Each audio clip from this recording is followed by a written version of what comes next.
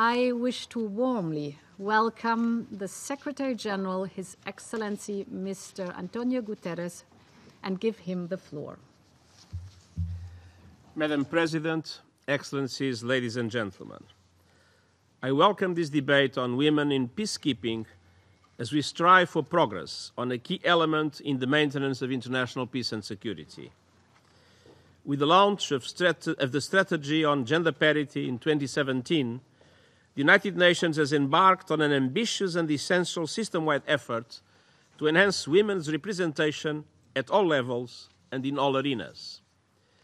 A key priority is to increase the number of women in peacekeeping, both civilian and uniformed, which is where we need the most improvement. This is not just a question of numbers, but also of our effectiveness in fulfilling our mandates. Evidence shows that greater numbers of women peacekeepers leads to protection responses that are more credible and meet the needs of all members of local communities. Women in patrol units are better able to reach both men and women in areas of operation, accessing critical intelligence and providing a more holistic view of the security challenges. The presence of women at checkpoints has been credited with promoting a less confrontational atmosphere, and more women in troop contingents is credited with higher reporting of sexual and gender-based violence and lower incidences of sexual exploitation and abuse. Equally, access to women's networks can enable female peacekeepers to consult with a broader section of the population who may have very different requirements and perspectives on sustainable peace. This lays the ground for another shared goal: more representative and inclusive peace processes.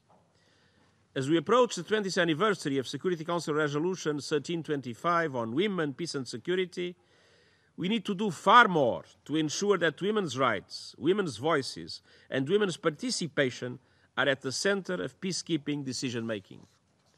This is central to sustainable solutions in all the contexts in which we work. Through Resolution 2242 on women, peace and security adopted in 2015, this Council called us to double the numbers of women in military and police components of the UN peacekeeping operations by 2020 and to review the barriers to their recruitment and advancement. We are pressing forward on these goals. The Action for Peacekeeping initiative calls for the full, equal and meaningful participation of women in all stages of peace processes, as well as the integration of a gender perspective into all stages of analysis, planning, implementation, and reporting. And I thank the more than 150 member states who have signed on this commitment. And I also thank those member states who launched the ELSI initiative at last week's Ministerial on Peacekeeping to overcome barriers to increasing women's meaningful participation in peace operations. The Action for Peacekeeping builds on the UN's numerous policies and strategies aimed at strengthening performance, accountability, and the implementation of women, peace and security mandates.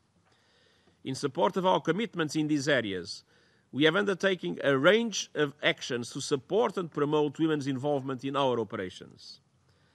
Last year, we launched the Gender Responsive Peacekeeping Operations Policy, which commits us to promoting leadership and accountability, both for gender equality and for the women, peace and security agenda. For civilian personnel, each field mission has developed its own gender parity strategies, and our leadership in the fields is over 40% female. I've also established a working group on emergency measures for gender parity in peace operations to tackle some of the specific challenges we have identified in recruiting and retaining women in field environments, inclusive in our rules and regulations. These include addressing conditions in missions to include more suitable accommodation, facilities, lighting, and health facilities. We must also strive to ensure that the rosters from which we recruit are gender balanced and that the gains we have secured in recruitment in recent years are not eroded during the downsizing of missions. And a set of proposals was already presented to the General Assembly through the Fifth Committee. This year, we rolled out the Uniform Gender Parity Strategy. The strategy builds on the commitment established in Resolution 2242 and goes further, calling for more than just a doubling of numbers. Targets for women's representation range from 15% to 35% by 2028, inclusive of military, police, and justice and corrections personnel. The achievement of these targets will represent a significant step towards parity. Since December 2015, the number of women in uniform has increased by approximately 1%. This is clearly not enough. But there are some notable gains on which we can build. The number of women staff officers and military observers has almost doubled since the first peacekeeping ministerial in November 2017, with women now representing more than 13% of deployed personnel. Also, since that first ministerial, 27 countries which had previously not deployed any women at all now do so.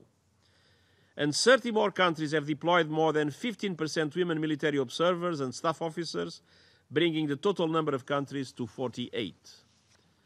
Among police personnel, the representation of women has increased by 300, more than 3%, since the 2017 ministerial.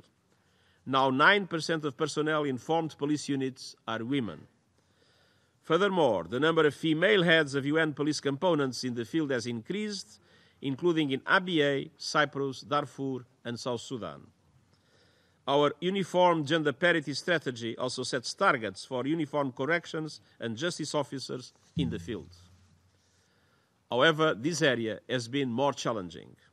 We in the Secretariat will continue to press ahead in all these areas. But to keep on track, we need assistance from you, the Member States. First, through the increased nomination of women officers, and second, a greater focus on women in battalions and formed police units. I also appeal to you and to your capitals to do your utmost to meet the targets in the uniform gender parity strategy, not only through pledges, but more importantly, through the sustained recruitment and deployment of women within your national services. I'm pleased that we are very close to gender parity in the senior leadership of the United Nations for the first time in the history of the organization, and well ahead of my 2021 commitment. But this is an area where I can decide alone. I am committed to sustaining this progress, which makes clear that what is needed ultimately is political will and persistence. We need to bring the same spirit to our peace operations. This is crucial for our effectiveness, credibility, and reputation. And we count on your sustained support, and we thank you.